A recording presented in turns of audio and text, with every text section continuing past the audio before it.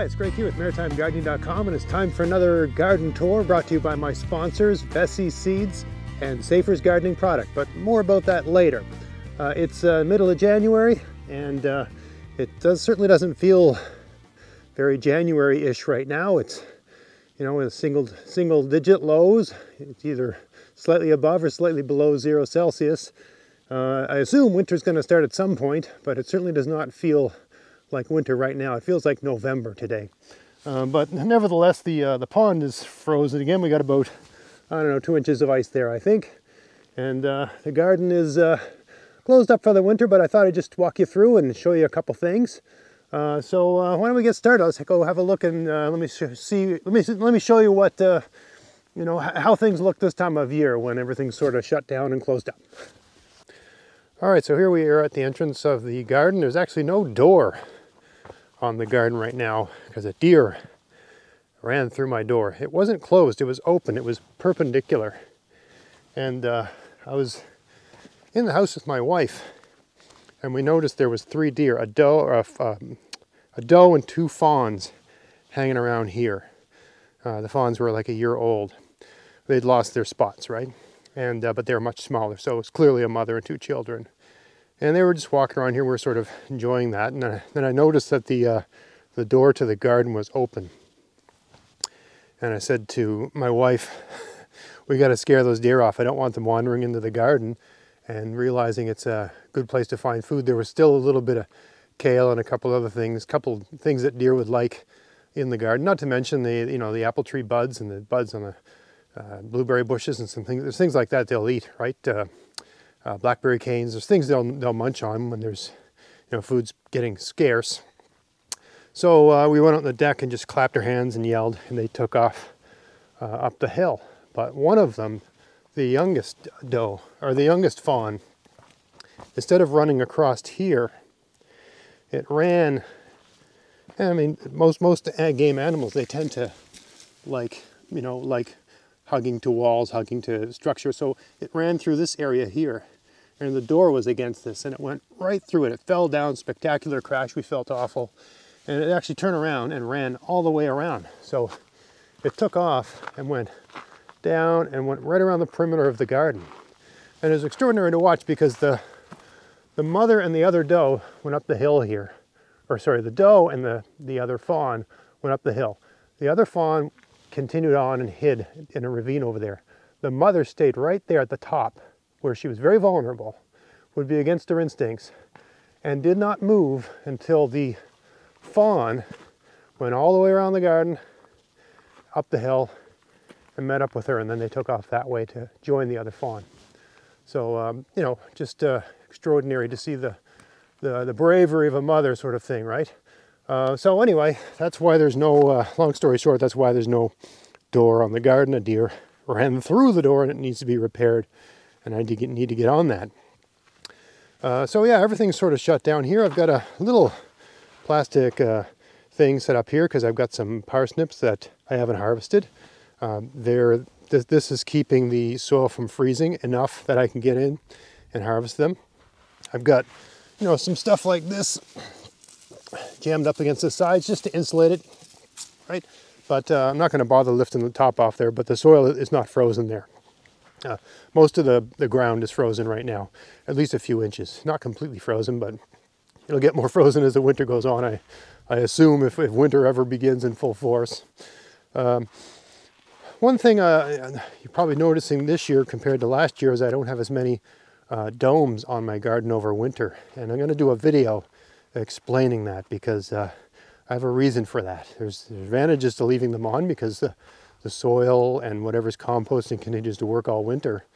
But there's disadvantages because it really creates a great environment for voles and moles, which, they're always present in my garden to some extent. But last year, especially in the spring, I had a proliferation of them, a lot. A problem, basically. I never had a problem like that before. I've never had to trap and kill them before. Last spring, I did. It was a war. So hope I'm not offending anyone that's overly sensitive about these sorts of things, but they're rodents. And I'm happy to share the space with them, but not at the cost of my my garden's productivity, so I got out the little mouse traps and baited them, and I think I did a couple videos on that, so I think it's no shock to anyone. But yeah, I took out maybe half a dozen of each.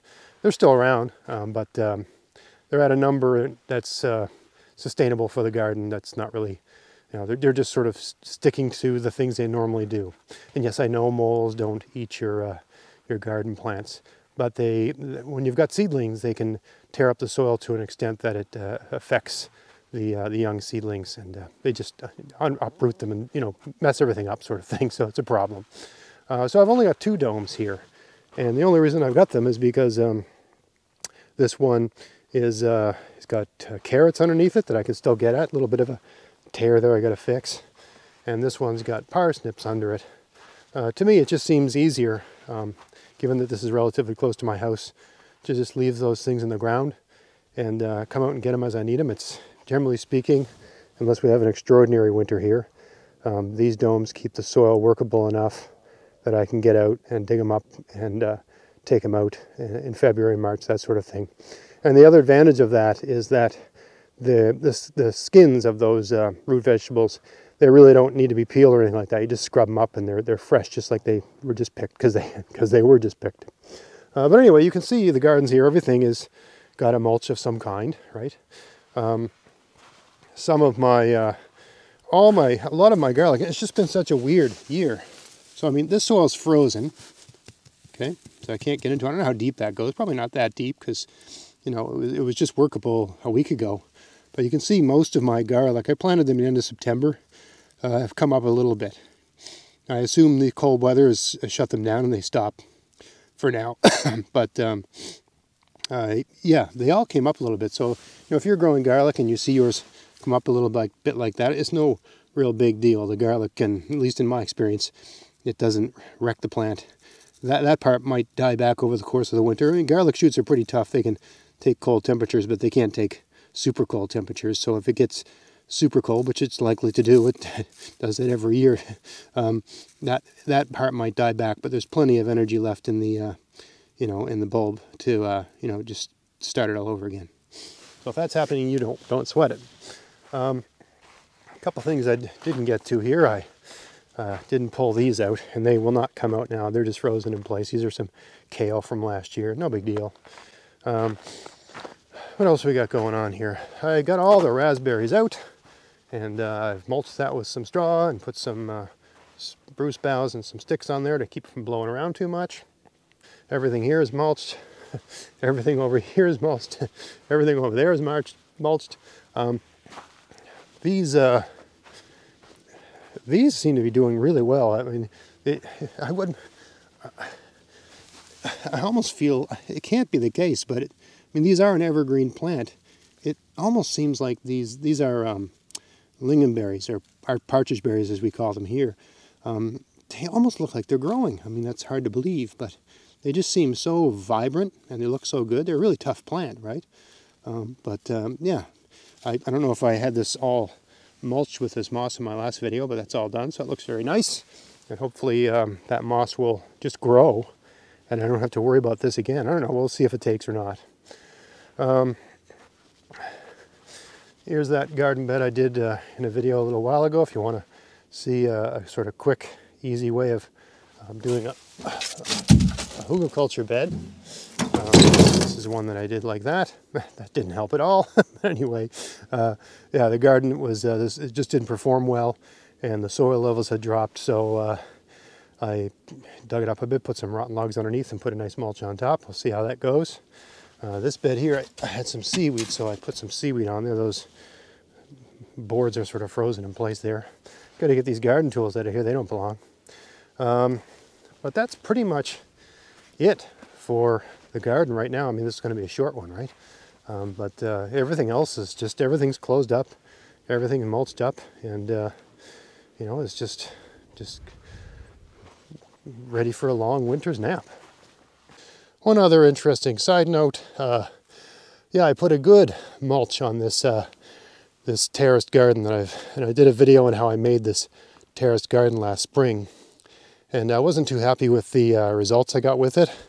I think I'm going to plant something different in it next year. as opposed to like a squash, which I tried this year.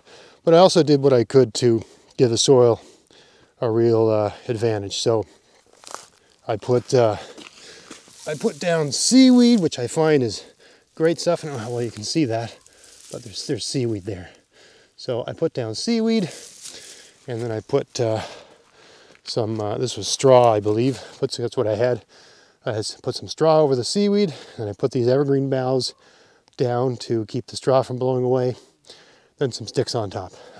Also, by having these evergreen boughs, and this is a south-facing slope, this will thaw, that much more readily whenever there's a good sunny day. I'd be very surprised if the soil was frozen here. Yeah, the soil's thawed. So, yeah, the soil's thawed here. So, I mean, in most of my garden, the soil's frozen to some extent. But this is just such a sunny spot. By having this darker green color, it's a dark color, attracts more heat. Seems to, well, I mean, it's going to freeze eventually, right? But, yeah, it's January and this is still thawed. I mean, this is a weird year because we're having a really warm January so far, but I assume that'll change at some point. So that's where we are, middle of January 2021. If you enjoy my channel, if you enjoy watching all this content, check out my sponsors, Vessi Seeds and Safer's Gardening Product. I think in the United States it's called Safer. So Vessi Seeds, you can go to their online store, use the coupon code GAVS21 to get free shipping on your order as long as there's a pack of seeds in it. The details are in the description box. There's a few other caveats, but not too many. Safer's is a company that offers various kinds of problems for pests and funguses and diseases and things like that. And I guess if they were to have a mission or a mandate of any kind, it would be to provide products of that nature that are, minimally deleterious to the environment, right? They're relatively benign in terms of the effect they're going to have on your soil. I've been using them for years. They were my sponsor a couple years ago, and they dropped away for a couple of years there, and they're back now. I reached out initially to them, not the other way around. I only have two sponsors, and I reached out to them because I like their stuff. Yeah, I stand behind their products. I have no concern about using them. The ones I use, I only use really 3 of their products to date now. They have a slug bait, and they have a kind of like an all-purpose spray called End All. And they have another thing called BTK, which is a bacteria you use for the kinds of caterpillars that will appear on various kinds of brassicas, like your cabbage, kale, broccoli, that sort of thing. And some years I need it more than others. Actually, last year I didn't need BTK at all. There's other years where I had to do 2 or 3 applications. Some years I have to do 1 application.